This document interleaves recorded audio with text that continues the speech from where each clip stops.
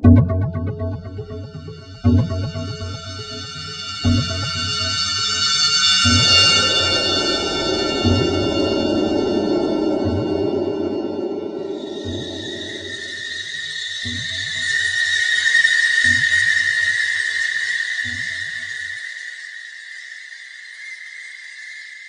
so good.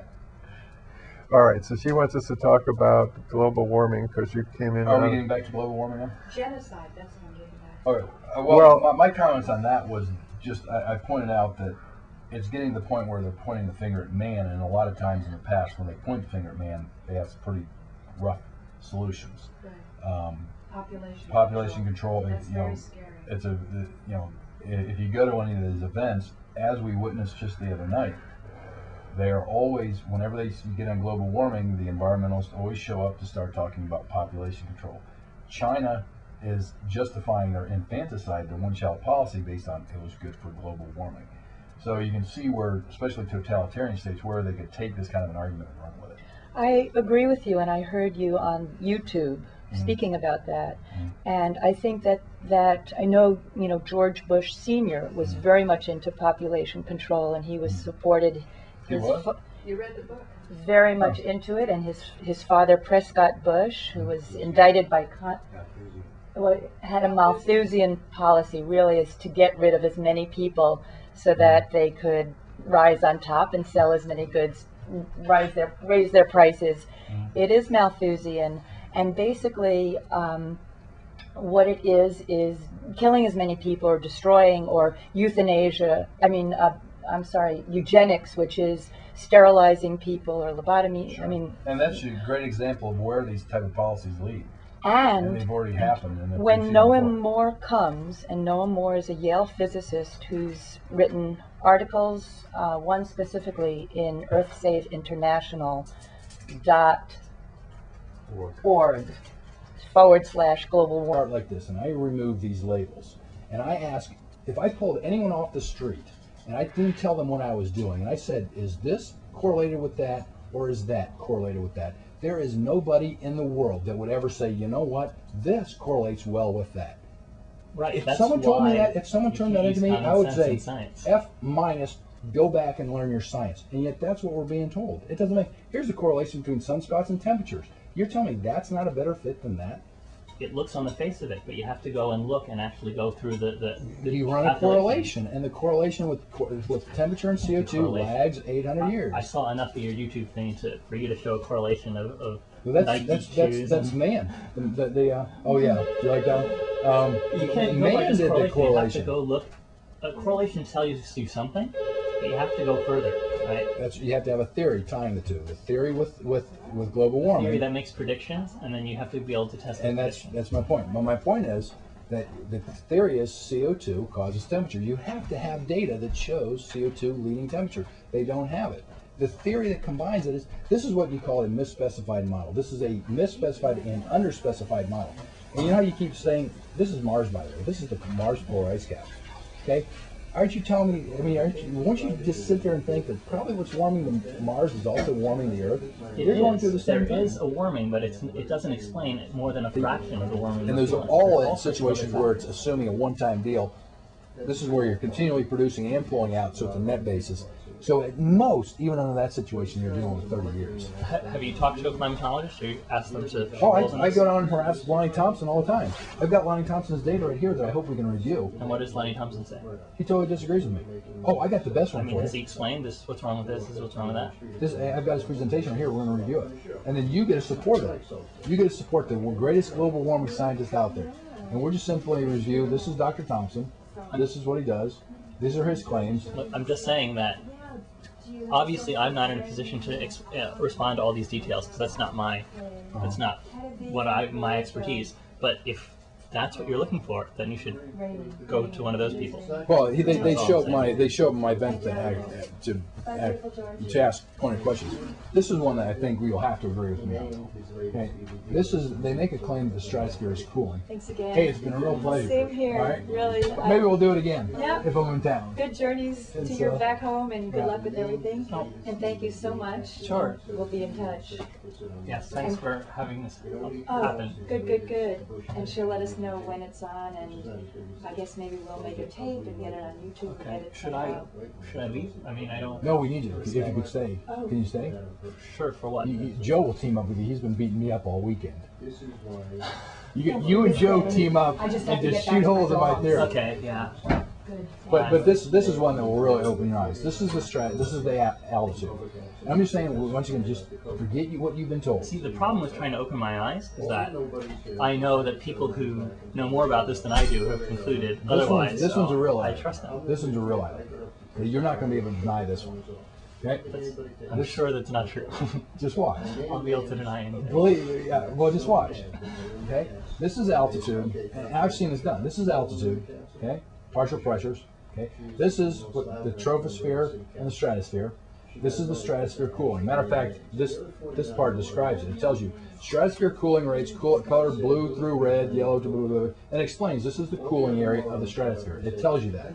It says for CO2 it is obvious that there is no cooling in the troposphere, but a warm cooling effect in the stratosphere. Am I misreading that?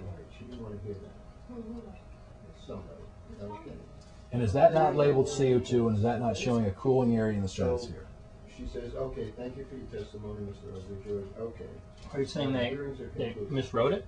I get it. I'm just saying that this is what the theory is. The way that, because the whole theory is that we're trapping heat in the troposphere, right? By trapping the heat, we're preventing the heat from getting in the stratosphere. That's why you get cooling in the stratosphere, warming in the troposphere. That's the whole theory, right? Andy Coleman. He stands next to me. Because he knows your date. No. Because he's sort of daring me. It's red, yellow, green, shown, Got to be a photo. I can't get myself in the photo. Cover colors shown, dotted line. Stand next to him. So he asked me a bland question that means nothing. What this? I'm just saying, am I reading that inaccurately? Am I not reading this that CO2 traps heat in the lower atmosphere, the global warming effect? By trapping the heat, you're preventing it from getting up to the stratosphere. That's why you warm the troposphere and you cool the stratosphere, as demonstrated by CO2 labeled cooling area of the stratosphere. Because the heat's not getting here, it's being trapped down here. That's the whole global warming theory, right? That is the cornerstone of global warming theory. And they're stating it right here. This is environmental science published for everybody around the world. Okay. Am I misleading? Am I misreading this in any way whatsoever? On my blog, because there are getting so many people looking at it. And then, guess who asks for her link? Okay. Her blog. I mean, that's the thing. Matter of fact, this is what Lonnie Thompson says. This is what Lonnie Thompson says. This is his presentation. Stratosphere cools as the surface warms. Variations in the sun's output would instead cause similar trends in the atmosphere layers instead of opposite ones. Okay? And he says that's what's going on. He shows you this chart. Changes in stratospheric temperature, cooling. Okay? He shows you this. Okay? This he doesn't show. I got this from, because when I dug into it, I wanted to see what they're talking about. Okay? Read those charts and tell me where the error is. The National Security Advisor said that. Walter Cronkite said this. Dan Rather said that. You guys want to do another show? Yeah, we got a great one. You want to do it? You can do it? What do you mean? I turn on the lights and we roll. I think we got a good one if you stick around and you'll like it. Are you I okay? guess I don't Get know Joe how it over. works. Joe will You team want up some with you. vegetarian food to eat? I'm not hungry. I mostly I eat know, I'm not vegetarian. I hungry. just Maybe like to always stand up for my food. Okay, well what's going on here is they make the mistake of giving you wavelength and altitude. They tell you this is cooling, they label it CO2 and ozone. Okay? They're saying that this blue-gray area is the trapped heat.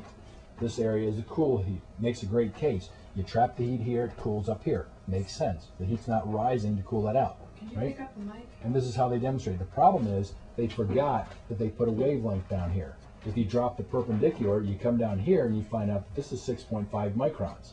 6.5 microns is peak absorption for water vapor. It's nowhere near the 2.7 or 4.3. So they mislabeled it instead of water vapor. This is the whole cornerstone of global warming theory. Did you ask about that? I don't know. I mean, I can read the chart. Well, you know, And more importantly, it's one thing if I read the whole paper and see everything in detail, but otherwise I'll just say that okay, this is it's- ozone. Okay, would you agree that it labels CO2 and ozone? yes. Would you agree that that lines up with 10 microns? Yep. Okay. Would you agree that when you come down, oh shoot, we got to go back.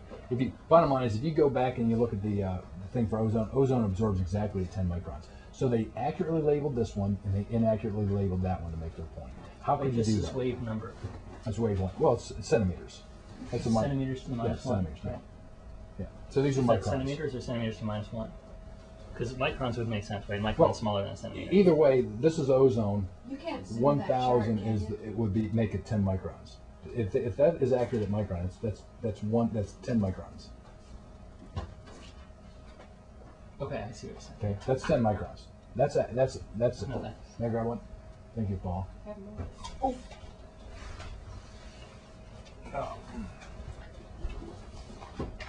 Okay, so the key is, according to this chart, they mislabeled this as water vapor. It's the peak absorption for water vapor. But this is what I have here is this is Lonnie Thompson's claims, and then what would be an interesting show, I think, if we could simply go through this. I mean, I saw him at the Mechanical Engineers give his conference, and he makes his claims, and nobody challenges him. And these are mechanical engineers. These aren't, dumb people. These are what I would consider the top students. And he makes these claims that just made my jaw drop when I heard him make it.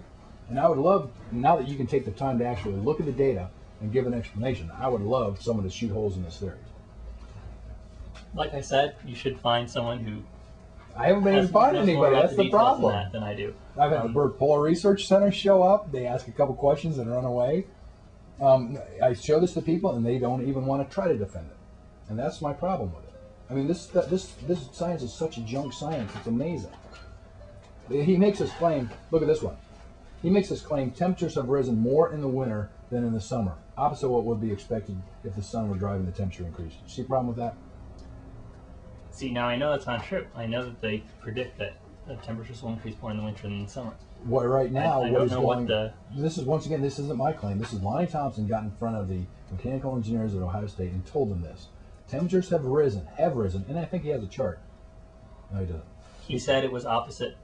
Yeah, this is word for word a quote from his own presentation.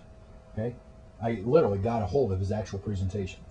Temperatures have risen more in winter than in summer, opposite that would be expected if the sun were driving the temperature increase. This is the world's this is the In guy the northern hemisphere, or this is, yeah, the both northern hemispheres. hemisphere. That's where the warming trend is in the northern hemisphere. Okay, but once again, when he gives this, okay, he says it's the mechanical engineers. Okay, the warming trend, he says that it's warming more in winter than in summer. Okay, you see any problem with that at all?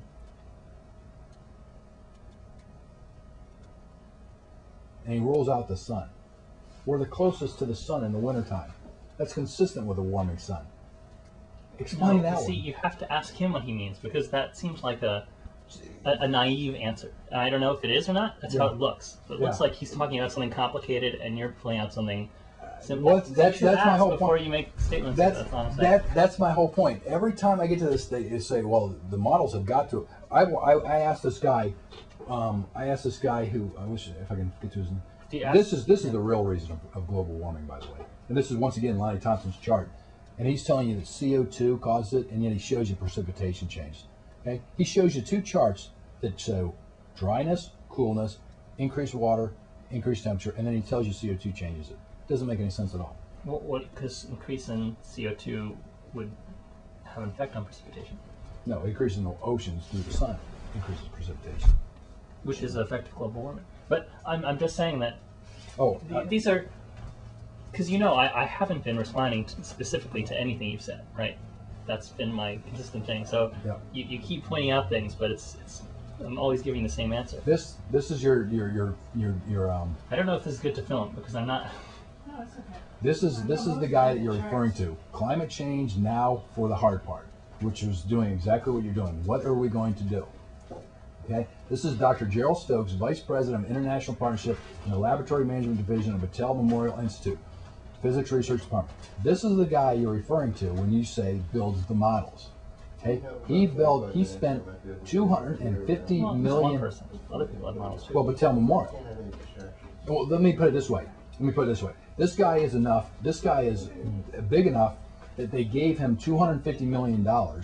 He used it, came back and said, these models don't work. So they gave him another $500 million to go prove global warming is caused by CO2. Now, what No, kind of come up with better models. better model? But it's based on CO2. Okay. So, my point is, if I go out there and I spend $250 million Very out of date.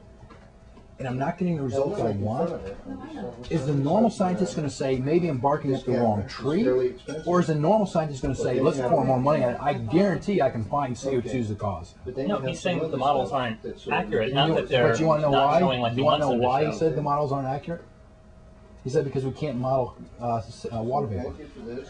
Right, it's a problem. That's why he wanted more money to get more accurate results so that we can determine. But we're going to go do all this kind of extreme stuff when it's more likely due to water vapor, which is not caused by global warming. The thing is, you say it's more likely caused by water vapor, and that's you make a case for that, basically that there's a lot of it, but there's a lot of people have looked into and tried to make estimates, and they come to an opposite conclusion. Okay, let me just put it this way. This is Because you know water vapor could cause cooling or warming. if it's a cloud, yes. Right. Okay, but the vast majority of it is due to the greenhouse gas effect. I mean, the greenhouse trapping is 100% water vapor, or whatever gets reflected from underneath the sun, underneath the clouds, which probably isn't very much.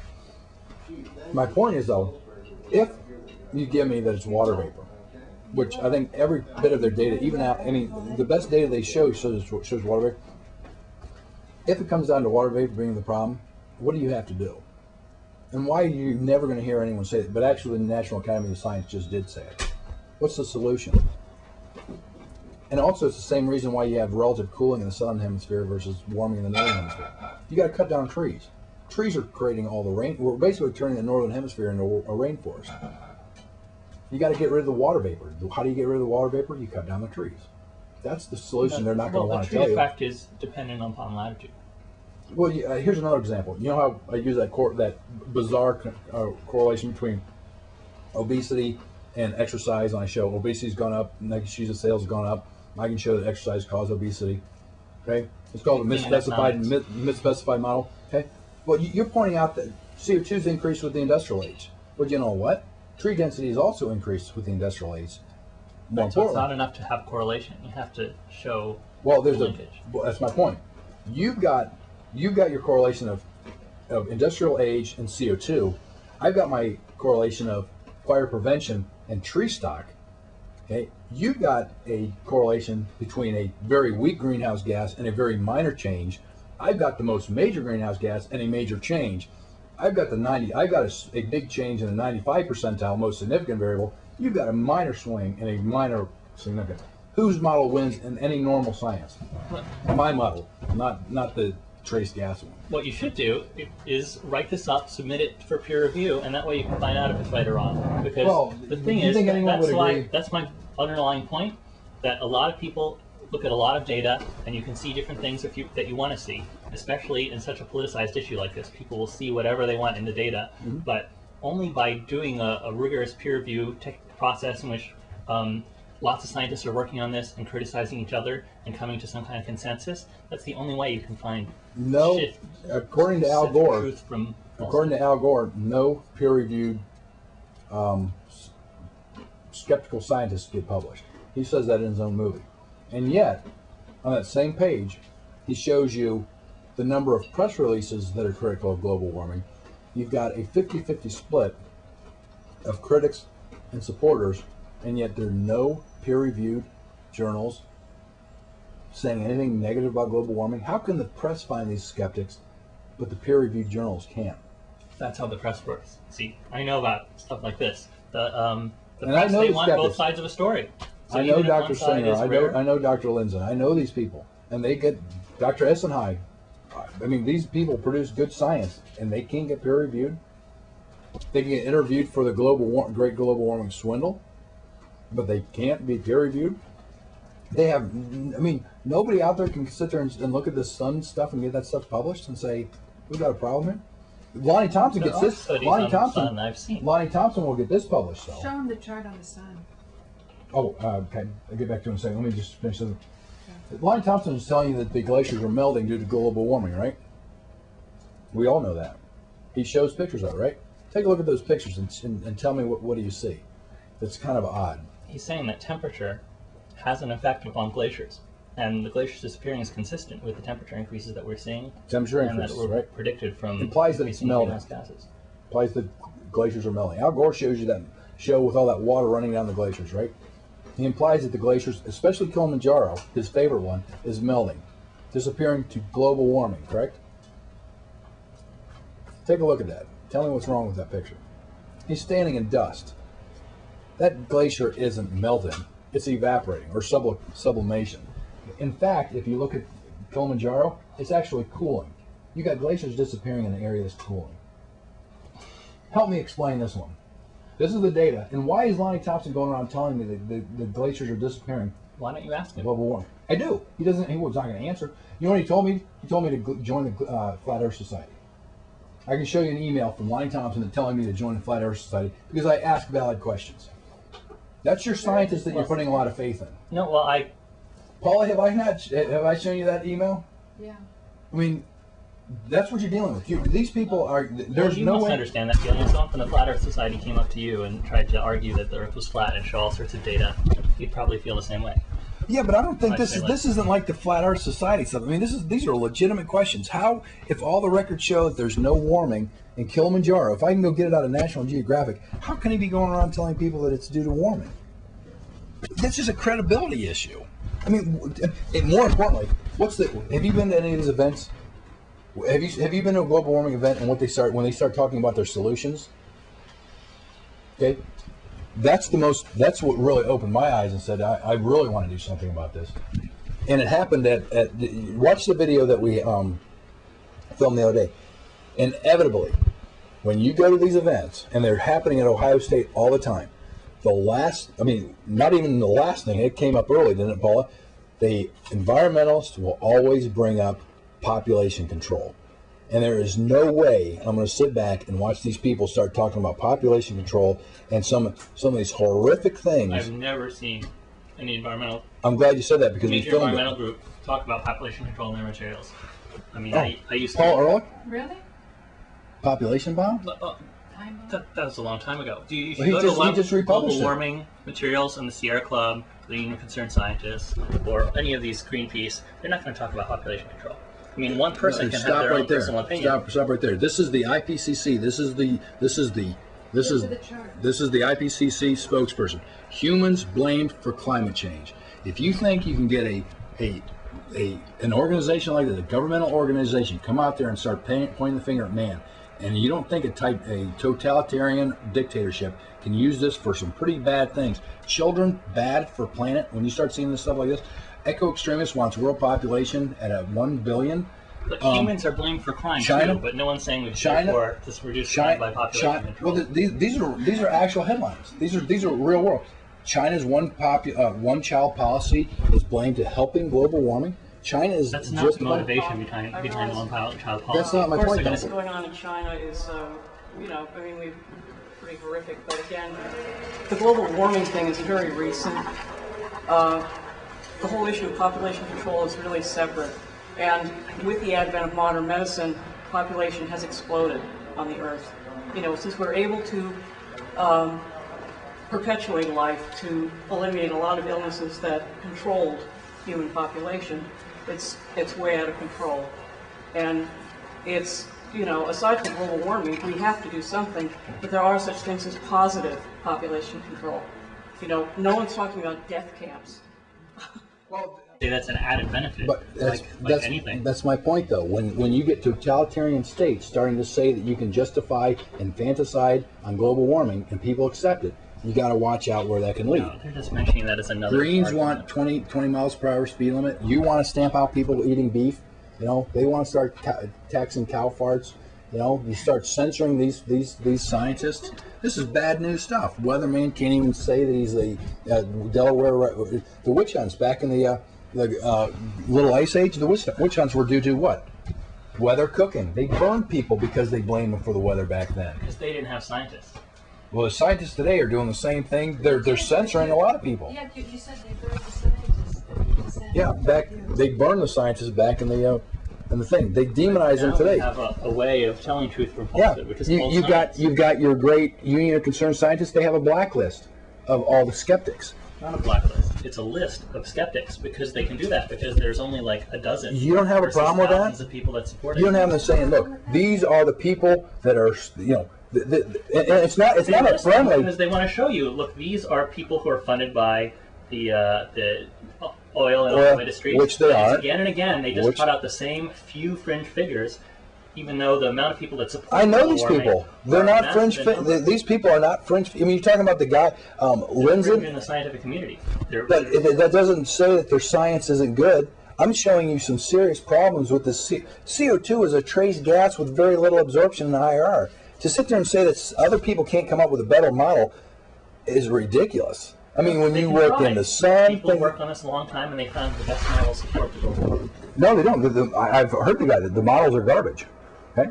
Well, most scientists seem to disagree with you, and that's their field. That's what they work on every day. Well, here's what they would have done. Well, I disagree with that. I mean, have you ever talked to anyone in the climate science or the, you know, like Lonnie? Have you ever talked to the people in that field? I mean, these peer-reviewed scientists, when you talk with them, they aren't exactly the type of people that are pro-corporations and pro-oil.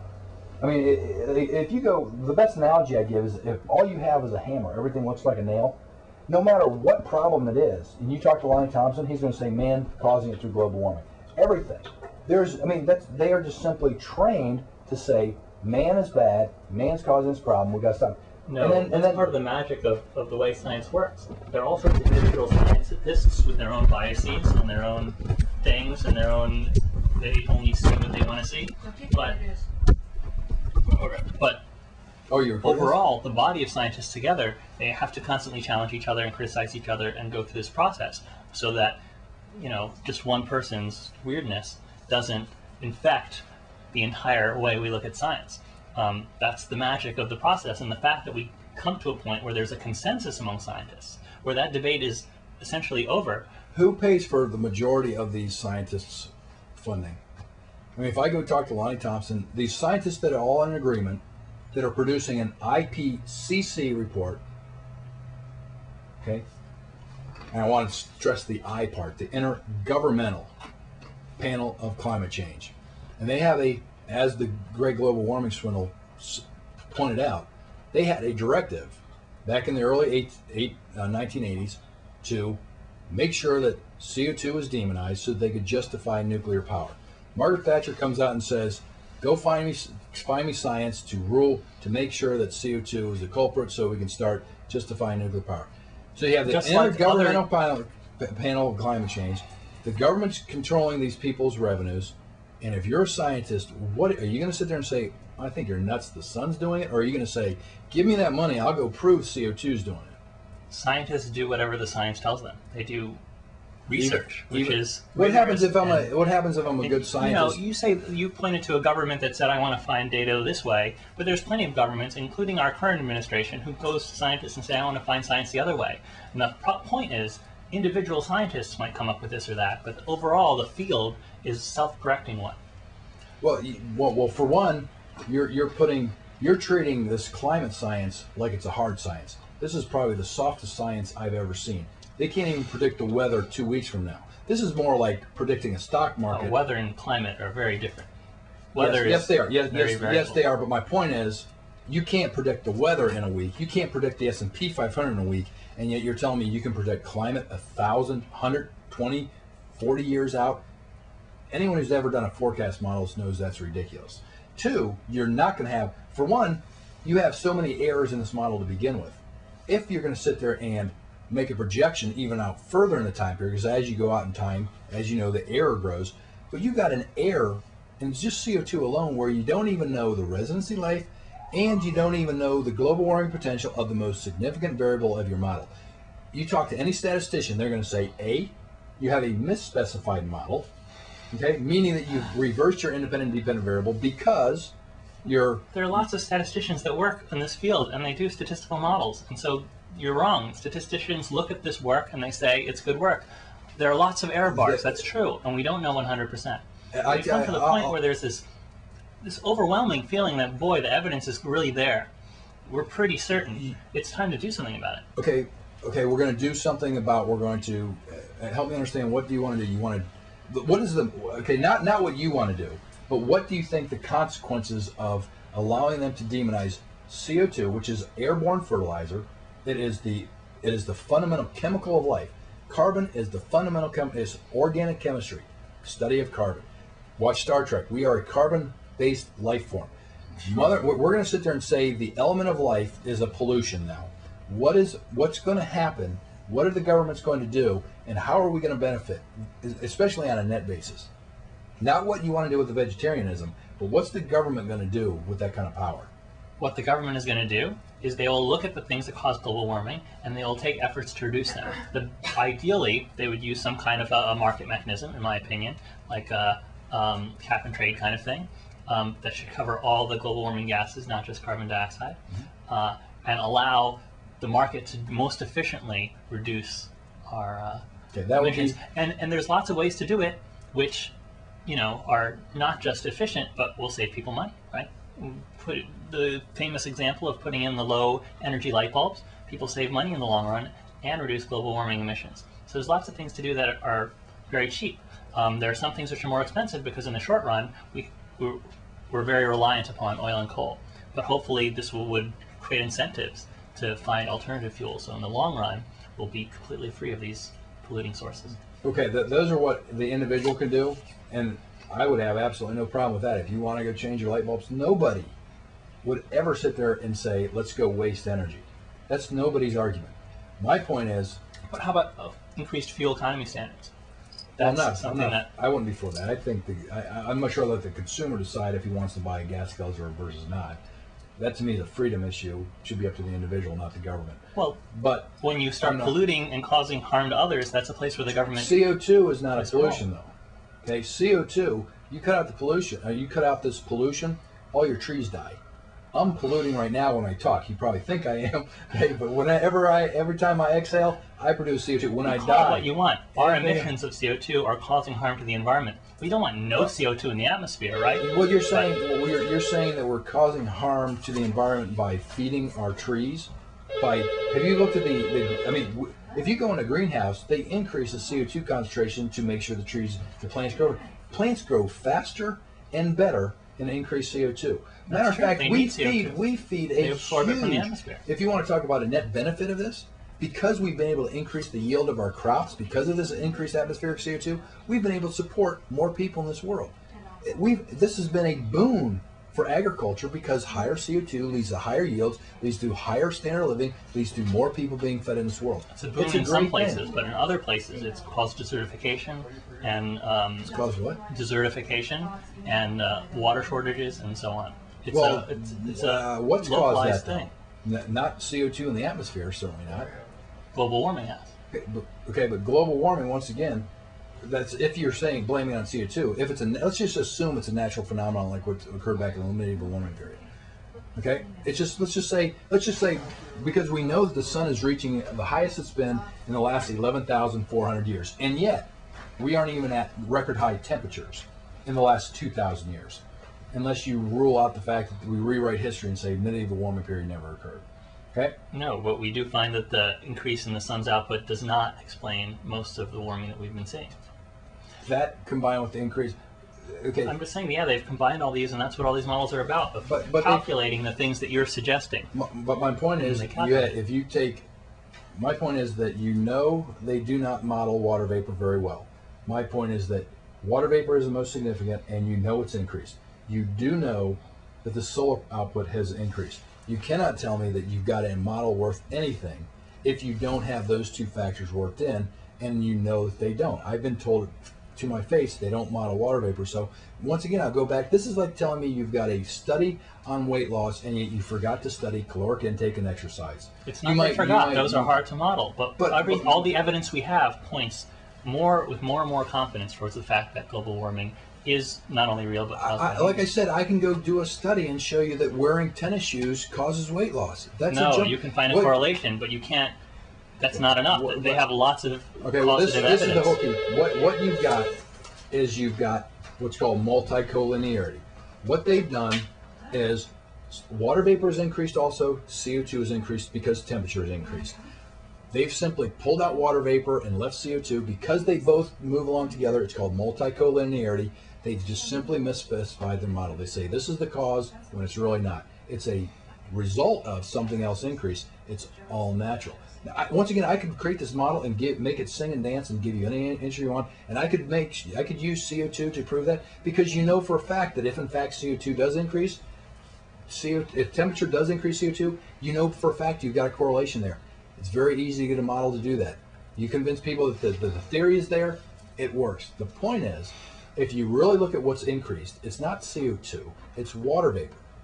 Because CO2 is increased universally, temperatures are not increased universally. The only thing different between the northern and southern hemisphere is the amount of precipitation. The amount of precipitation is what's leading to the temperature increase, and that is almost 100% due to the sun and Mother Nature. And the solution would be, ironically, not planting trees like Al Gore says, but to cut them down, thin out our forests to get them back to natural, healthy forests, versus these tinderboxes that we've created over the last 100 or so years with our fire prevention program. That's why we have catastrophic forest fire. But you think some scientist is going to come out there and say, oh, by the way, trees are causing global warming? It sounds ridiculous, right? Unfortunately, that's just what the National Academy of Science just did. I just read about it, I think, last month in The Economist magazine. Sure. It's not... Forests are causing the global warming. How many people are going to buy into that and say, this is a great idea, let's go cut down our forests? No, but that's not what they say. They don't say you should go cut down the forest. They say that when you figure out your forest policy, you should depend upon latitude, because there's a latitude-dependent effect.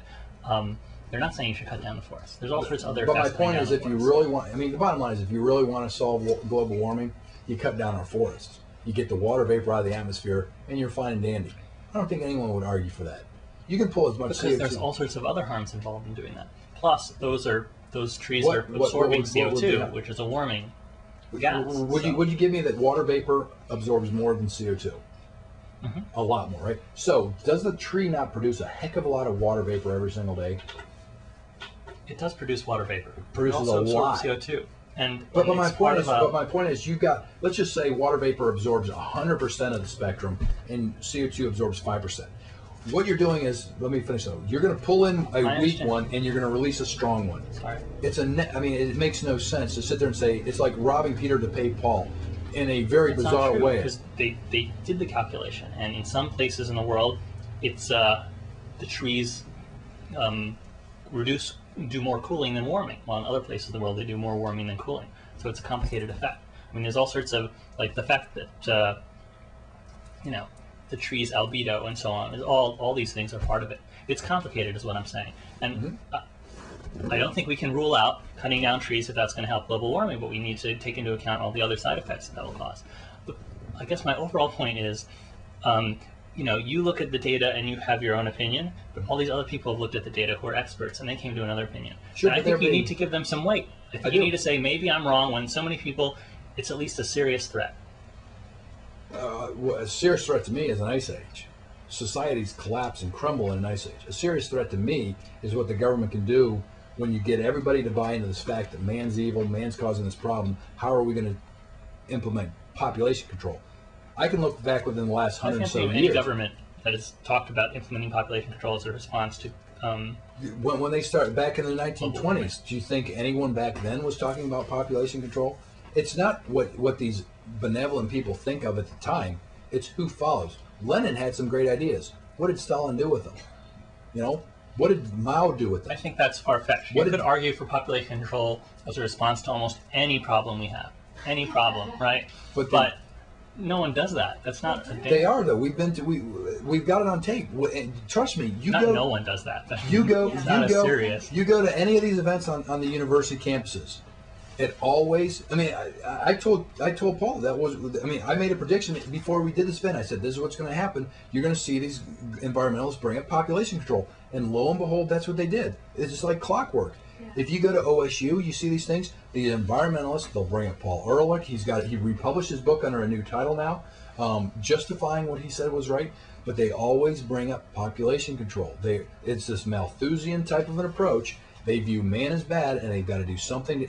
I've got the one clip right there where the one environmentalist wants the population of the humans to be down to 1 billion. Okay?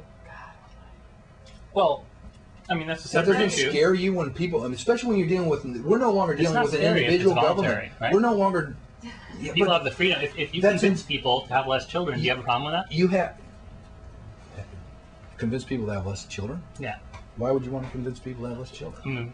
Whatever, like they have their arguments. If you're one of the people who believe in population control, that's a beneficial thing, and you convince people voluntarily to have less children, that's not the way why is that history scary? works. With false science, you convince them to do something natural, when you know, even the Bible says go out and reproduce, for those who are, Well, I'm just saying there's different point of views. They're both legitimate. A lot of, as you know, Western nations, richer nations, have less kids voluntarily. Do you have a problem with that? That's my argument. If that's your concern, you sit there and you say make everybody rich because richer nations have a much lower birth rate.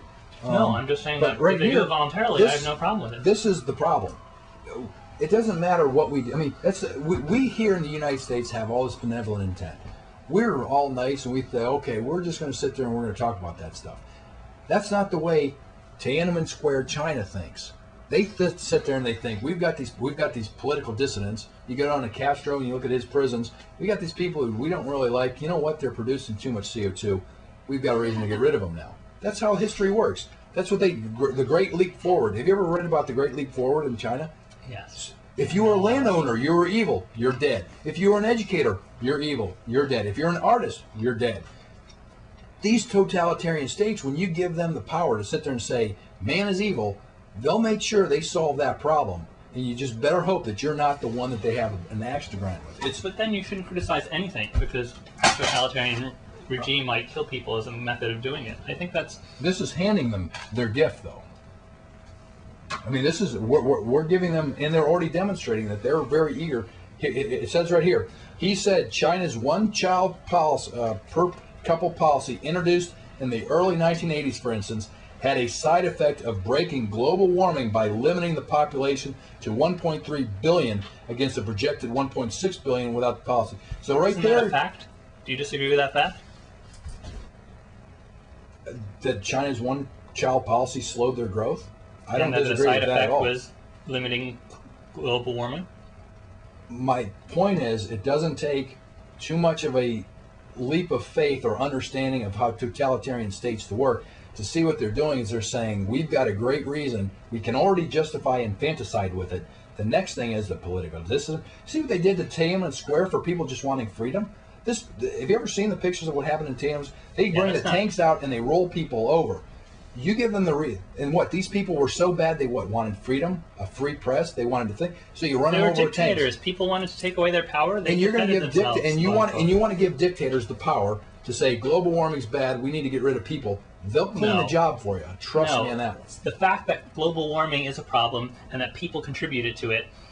Okay. If those are facts, of course, some totalitarian regime might I will take give an you. extra step. I will give you the fact that global warming is bad.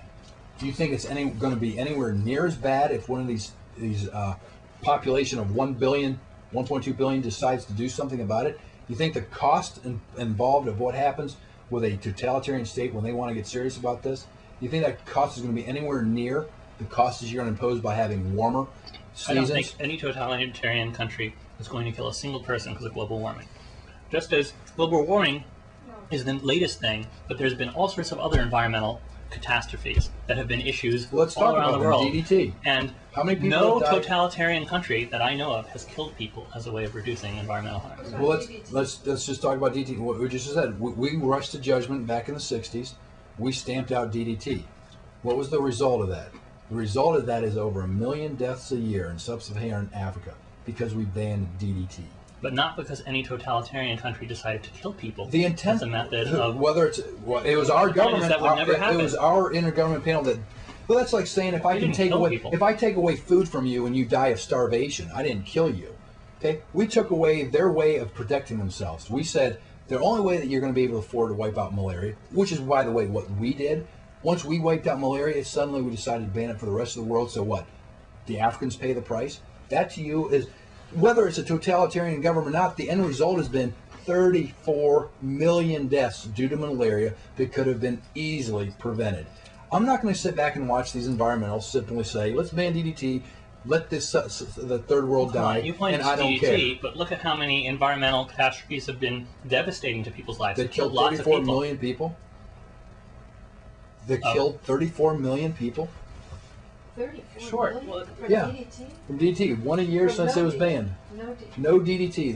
They A when million they a year? banned DDT, you have 1 million deaths a year. From It was malaria? banned 34 years ago. From malaria, 1 million a year. Well, I don't know. Someone said you could drink DDT. It really wasn't that. Yeah, matter of fact, when they used to teach, the one professor there's a story about the professor who used to come in and eat a teaspoon of DDT. When you were during World War II, when you went in for your thing, they used to cover you with DDT to splash you off. The one professor, like I said, eats it. More importantly, is if you look at the research on DDT, you know they always claim that what it did was it thinned eggs. Okay, well it turned out that the pheasant eggs that had their thinned eggs, they had a higher survival rate. So, okay, maybe it did thin your egg, but there was a higher survival rate. And so what was the problem? Rachel Carlson, that Silent Spring was baloney? Yeah, it was all based on junk science. And when they went back to try to reproduce the experiments, they couldn't do it. And like I said, the one experiment when they used pheasant eggs, they did find what eggs they did find thinning in had a higher survival rate. And yet we sacrificed 1 million people a year due to malaria. I just couldn't find him very convincing. Well, I made $5 million listening to a guy similar to him, so I liked it. So, but You're good at talking. You're good at lecture or whatever. Well, that's why I enjoy doing You're this. good too, Well, yeah. You're good too. Well, I I'm like this give and talking take. about stuff I know more about. Yeah. You have a nice manner. Well, that's why I like this give and take, Can because this is what I really you like. go through more slides? Oh, Yeah, I also should. You gotta go. Just getting late, but Can you give me 10 more minutes? Just 10 more. I kind of. Okay. well, this The is thing is, we're talking about stuff I know nothing about, and I feel like I'm Yes, just. the viewer knows less. okay. Well, this is the big argument though here. This is the increase in Woodstock, because if you say okay, Say red, yellow. okay, What's that? the red areas has been a decrease, or basically down the bottom, it points out that you've been losing Woodstock, and Woodstock is the actual amount of wood, meaning that. How's that right? Meaning that it's not necessarily the acreage, but it's the actual, let's say, weight of wood. And as you can see, most people don't know this, the northern hemisphere, where the vast majority of trees are, has become greatly greener, meaning there's been a tremendous growth in forests and forest density in the northern hemisphere. And this is according to the University of Helsinki. You can see that the majority of thinning of our forests occurs in the southern hemisphere. That's where the cooling goes. And so you can see from this situation that the temperature is consistent not only with the industrial age, but also the implementation of fire prevention in the northern hemisphere. So they both go along together, but my argument is that it's much more likely that the trees and the water vapor increase has been far more significant than the increase in CO2. Here's the NAS report that trees cause global warming. It's something your viewers may want to look up. It sounds like the most ridiculous claim anyone could ever make, but it's as according to the National Academies of Science. I do want to show one other thing, though, and it has to do with, we keep talking about how important of a greenhouse gas CO2 is. Whenever you're doing a normal scientific study, you look for what's called a control factor, and I think I've been able to find one where I can say, okay, I'm sorry about this, my computer seems to be slow. 5 minutes. 5 minutes? Let me get to it real quick. See this? Oh, this is an interesting chart, just to really drive home the fact that water vapor is the problem. If you look down and to your right, that chart is atmospheric temperature, and you can see on the x-axis you have the latitude. You have the North Pole and the South Pole, and then you have altitude, and you go up. And as you can see, the green area is where the trapped heat is.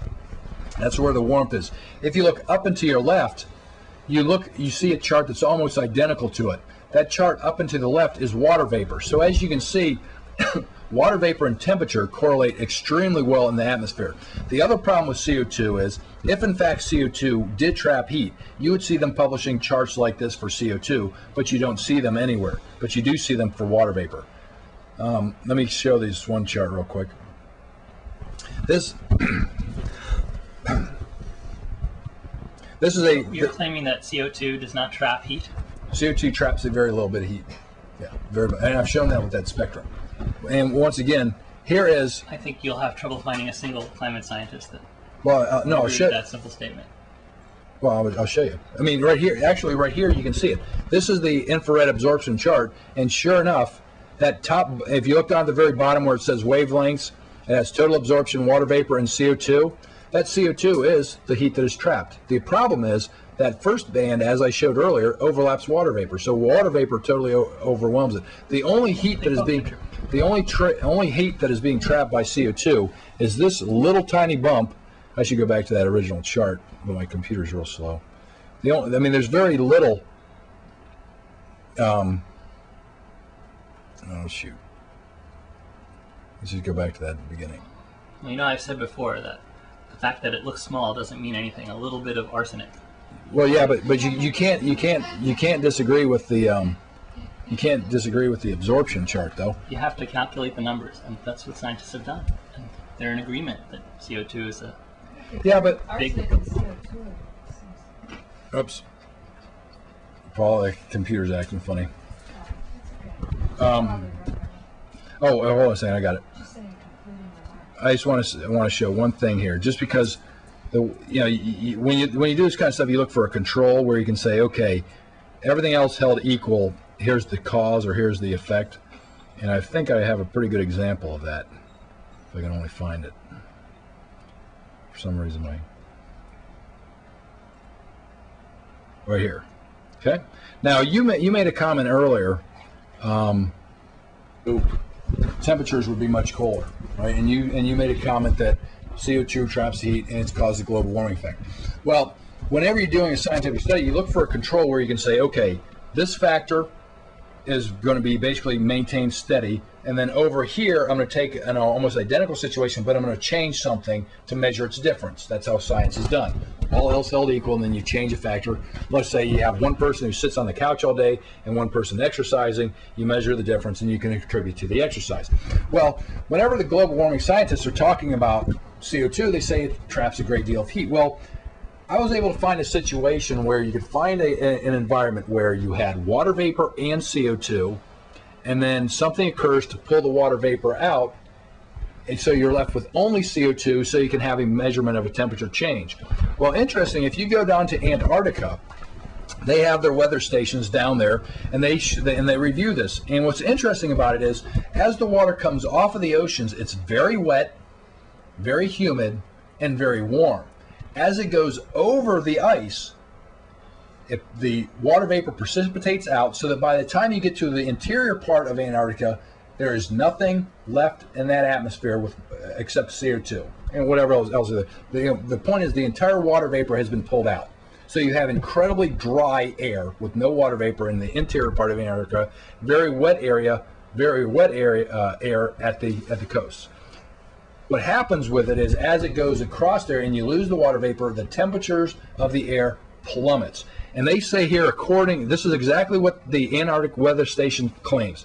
The extreme dryness of the air causes any heat that is radiated back into the atmosphere to be lost instead of being absorbed by water vapor in the atmosphere.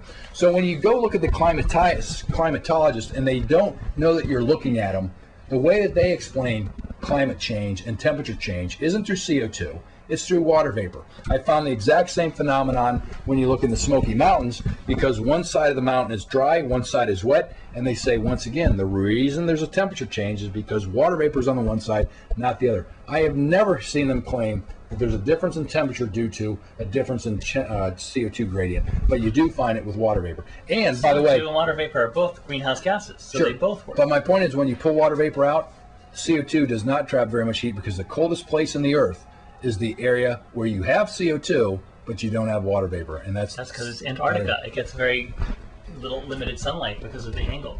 Sure, but once again, when you have water vapor in the air, it's much warmer than it is when you don't. Right. What they haven't done is get rid of the carbon dioxide from the atmosphere and see what difference that makes, because you can't do that experiment. But you can do that experiment in a laboratory and see CO2 traps heat. Not just CO2, other gases too. That's a great example. But show me that. I mean, because I've looked for it, and I'm asking for your help on this one, and all your listeners and viewers. I'd like to see this. And if you can find this study done, please send it to me. What you're saying is you're trying to find empirical evidence that CO2 traps enough heat to cause a measurable temperature change. Atmospheric CO2 has increased from 280 to 380 parts per million in the last 100 or so years. Is that incorrect or correct? Sounds right. Sounds absolutely right. What I encourage everybody out there to do is get a flask, 2 flasks, or terrariums or whatever, have it with atmospheric air, which is about 380 parts per million, and have another terrarium or flask with 280 parts per million of atmospheric air. Somehow pull out the CO2. Put a tray in there or something. Shine an infrared light on it and measure the temperature change between the 2 terrariums. If you can do that and show me a discernible temperature change between the 2 terrariums, you will prove everything that I said wrong. If you can't measure temperature change, that means I'm right and all these global warming scientists are wrong. But prove me wrong. Scientists, they do measure. Oh, did you get that last little part? Yeah, I did. Good. Because that's all you got to do. Continue. I want to hear what you have to say. Now I've just lost. What were you saying? All right. No, roll out that theory. If you you can measure the absorption. In fact, those charts of absorption of different wavelengths of light are done by measuring the absorbed energy, which gets converted into heat. So you can measure very exactly. You might not be able to put a thermometer into a flask this big, but you can. But my point is, you've got infrared radiation, for one, is very low energy light, correct? It's a longer wavelength light, very low energy, right? My point is that you're talking a very sliver of a very low energy wavelength to begin with. Okay? You're talking an incredibly small amount of energy that's even there to be absorbed. CO2 has those 3 little spikes. I guess, I think I'm I'm repeating myself. Yeah. Again and again, all this stuff has been taken into account, and you seem to just not believe that. And if I was a climate scientist, I could tell you specifically, and I'm not. So that's why it's not right. Maybe that I'm here. You're not a climate scientist either. Well, I know that's my point. But my point is, you're not a climate scientist, but you are a physicist, and you would support global warming theory. Because what you're doing is, you're putting your faith or your trust in these other scientists, right? And that is exactly what I have found.